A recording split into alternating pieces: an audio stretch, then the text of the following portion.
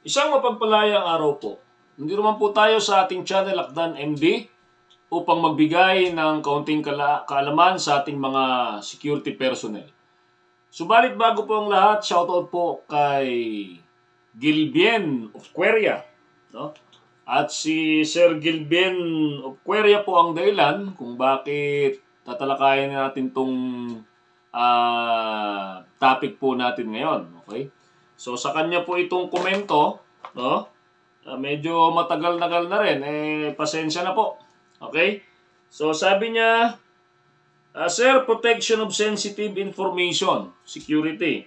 Pa-request po sir, palagi po ako nakasubaybay at paulit-ulit ko po pinapanood ang mga videos mo. Okay, maraming salamat sa Mr. Gilbien of Queria. So maraming salamat sa iyong patuloy na pagsubaybay. At ngayon po, ito pong medyo mahaba-haba po itong topic na re-request mo. So medyo hati-hatiin po natin, no? So ngayon, ano ba itong tinatawag na sensitive information or protection of sensitive information? Paano ba natin ito mapoproteksyonan at ano ba itong mga impormasyon na to at ano bang kahalagahan nito, no? Sa isang establishment, isang kumpanya o sa inyong mga kliyente bilang mga security personnel. Diba? So, hindi tayo dapat basta-basta nagbibigay ng impormasyon sa sino mang ating nakakahalubilo o nakakausap. No? Kaya nga sa security rin, ina-apply po natin yung isa sa mga military dictum. No? What you see, what you hear, what you feel. No? When you live, live it here. Okay? So, isa po yan sa mga dictum na kung saan ay sinusunod. Sinusunod po natin sa security profession. Kaya nga tayo ay pseudo-military. Okay. So, sensitive information. Okay.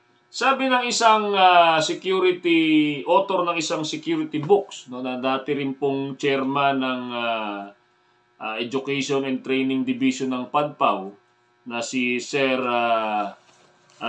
Antonio M. Encarnacion. Okay po. So sabi po niya sa kanyang librong Concepts and Methods in Industrial Security. No? So, it is written by Sir Antonio M. Encarnacion, Certified Security Professional. Okay? So sabi niya rito sa kanyang libro, no? If I can make one lasting impression, okay, it is this. Every business organization has intellectual property or trade secrets or proprietary information, no, that would be of value to competitors and faces the possibility of information loss. Okay? So, napakahalaga po niyan, no? So, ibig sabihin, sa lahat po o karamihan po ng mga kumpanya, no? Halos karamihan po yan, no? Especially yung mga nasa manufacturing, yung mga nasa food business, no? Mga restaurants, okay? Di ba kung napapansin ninyo, merong mga distinct na lasa yung pagkain, halimbawa sa mga restaurant na kilala ninyo or mga food chain, mga fast food, meron silang signature dish kung tawagin. Okay? No? Sa mga manufacturing naman, meron din silang tawag niyan, mga pilot na produkto, no? Na kung saan doon sila nakilala. Di ba? So, yan po yan. Okay? So, ngayon, sa pag-unlad po ng mga kumpanyang ito, hindi naman po ito uunlad.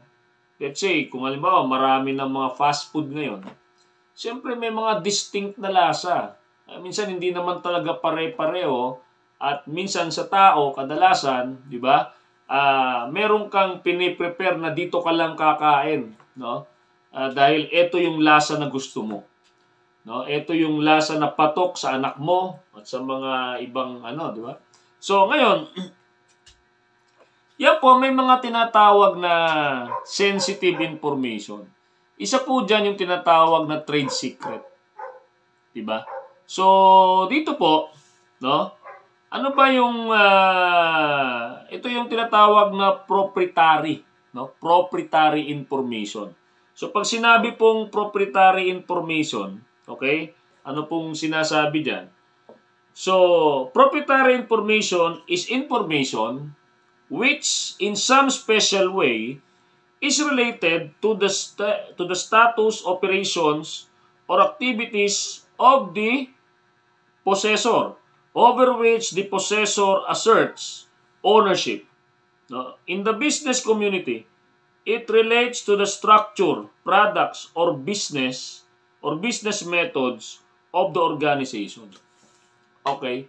So, yun po yung tinatawag na proprietary information. No? So, ito pong impormasyon na ito ay essential sa isang negosyo. No? Hindi po tatakbo na, tandaan nyo po, kahit pare-pareho ang nature of business, magkakaiba po ng magkakaiba po ng pamamaraan kung paano nila patakbuhin yan. Okay? At yung impormasyon underlying dyan, na kung paano sila tumatakbo ng maayos at papaunlad, progresibo, yun po yung tinatawag na proprietary information. Kaya nga po, di ba, sinasabi po natin sa security, what you see, what you hear, what you feel, when you live, leave it here. Ano mang mga nasaksihan mo sa loob ng mga proseso, sa loob ng inyong kliyente o siniservisyo ang kliyente, dapat po inyo lang yan. No? Pag dinisclose nyo po yan sa iba, parang pinagkakanulo nyo yung inyong kliyente. Okay, ngayon, kasama po dyan sa proprietary information na yan, yung tinatawag po na trade secrets. Diba? Kaya nga po, merong mga kumpanya or establishment na dito sila nakilala. Di ba? May mga ganon. Halimbawa, fried chicken. Halimbawa, di ba? So, meron kayong gustong-gusto na kainan. Depende kung anong fast food yan, di ba? So, ang importante rito, pagka halimbawa, binigyan kayo ng ibang fried chicken na hindi galing doon, hindi ganito yung hindi ito yung gusto ko eh. Di ba? So, yun, isa yun, doon pumapasok yung konsepto ng trade secret. Okay. O kaya naman, sapatos, damit, di ba? Pantalon. Minsan, meron kang gusto na pag sinuot mo pa lang, kahit hindi mo tingnan yung label, hindi ito yung brand ko. Di ba? May mga ganun po yan. Okay? So, of course, dyan pumapasok po yung tinatawag na trade secret. Okay? So, ano ba yung trade secret? No?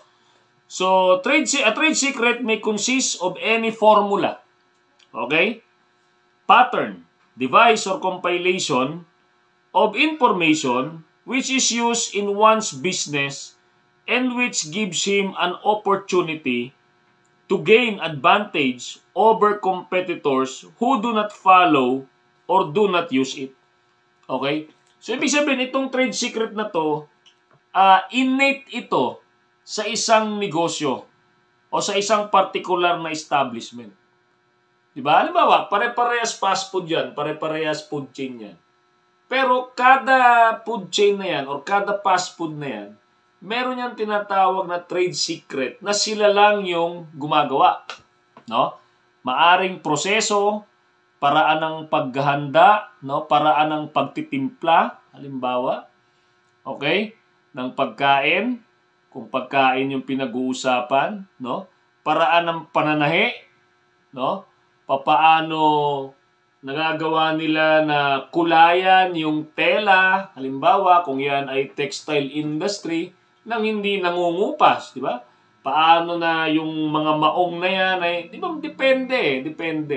So, ibig sabihin, ang pinoproteksyonan dito, no, is, sabi nga, maaring pattern, 'di ba? Maraming malawak yung tinatawag na trade secret. Formula, proseso, 'di ba? So, yan po, no? Yan po yung sinasabing trade secret. So, sabi diyan, it may be a formula or a chemical compound, no? A process of manufacturing, treating, or preserving materials, no? A pattern for a machine or other device, or a list of customers, no?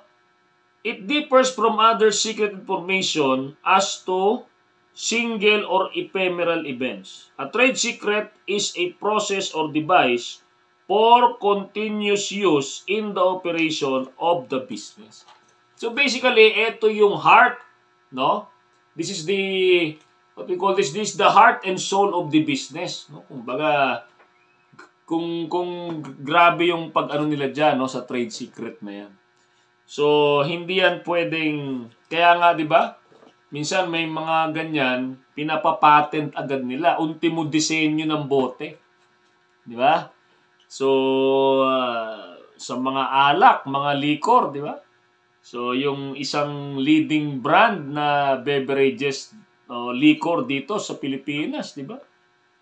Talagang sabi nila, hindi ka galing sa mga foreigner, hindi mo masasabing galing ka ng Pilipinas kung hindi mo natitikman yung isang particular na alak na yan or beverages na yan. Okay?